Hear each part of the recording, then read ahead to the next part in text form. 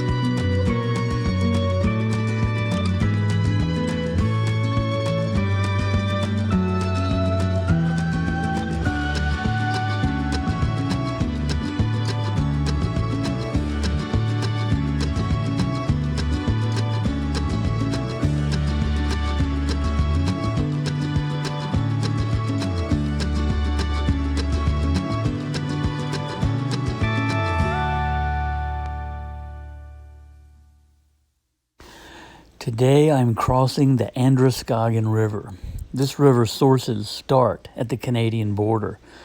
It forms and winds through Maine and New Hampshire before emptying into the Atlantic Ocean. Among the larger rivers in New England, it is by far the most unnavigable by vessels of any size, which explains why it was explored and settled by white settlers later than other rivers in this region, and why it became so heavily industrialized. The Abenaki Indians were hunting caribou and fishing this river at least 11,000 years ago. There is evidence of prehistoric fish camps along the banks, especially at the base of various waterfalls where fish collected as they made their way upstream. This river used to host one of the most prolific runs for the Atlantic salmon on the East Coast. It's estimated that there were tens of thousands of fish each year. There's a 1673 account of fishermen pulling out 40 barrels of salmon in 3 weeks. The only reason the anglers stopped was because they ran out of salt needed to pack the fish. And unlike western salmon, Atlantic salmon can spawn multiple times, leaving and returning to their beds upstream more than once. But the paper mills, textile mills, and their waste, along with more than 20 dams constructed along the river, found the Androscoggin to be one of the most polluted rivers in the United States. And by 2009, the salmon were added to the endangered list, and it has become a challenge even today to bring back this fish.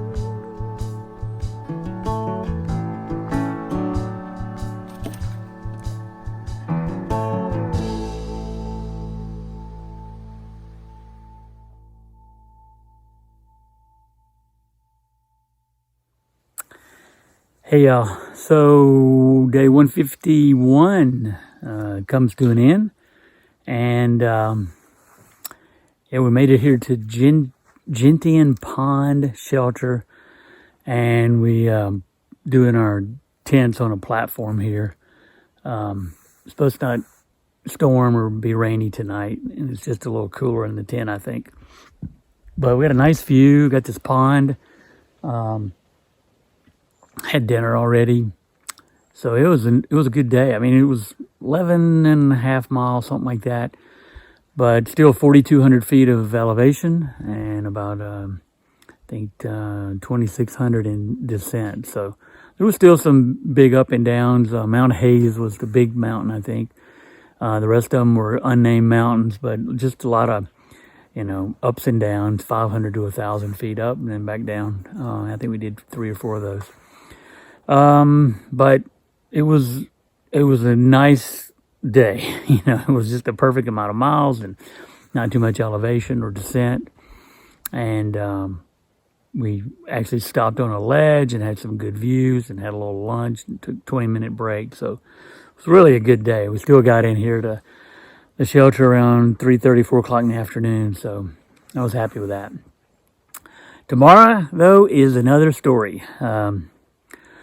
We have a choice. We can either do 15 miles and about 5,800 feet in elevation, and I think like 2,000 or 3,000 feet in descent, which is a big day. Or we can, which is the shorter one, or we can do 17 miles, which is even more. It's like 6,200. But the problem is that if we don't do that, that will have to be tacked on to the next day, and we'll end up doing a big day then. So we're kind of figuring out maybe we'll just do the big one tomorrow, have an easier day the next day, because we'll be going into Andover to stay at a hostel and get cleaned up and everything, and it'll just make it a much shorter day. We'll just put everything into tomorrow. Tomorrow is also the day we're going to go through Mahoosic Notch, which is the toughest mile on the entire Appalachian Trail.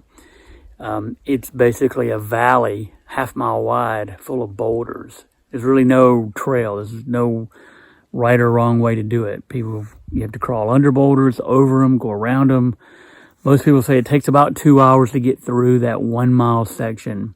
And they say it's either your most fun time on the AT or it's your most frustrating time on the AT, because there's no right or wrong. And most people will just put their trekking poles away, even take their backpacks off sometimes and just push it through the holes and the crevices and the caves and everything else. So we'll see how that goes tomorrow, but that'll be at the end of the day. And that's why we're debating whether to just camp there when we go through that notch, or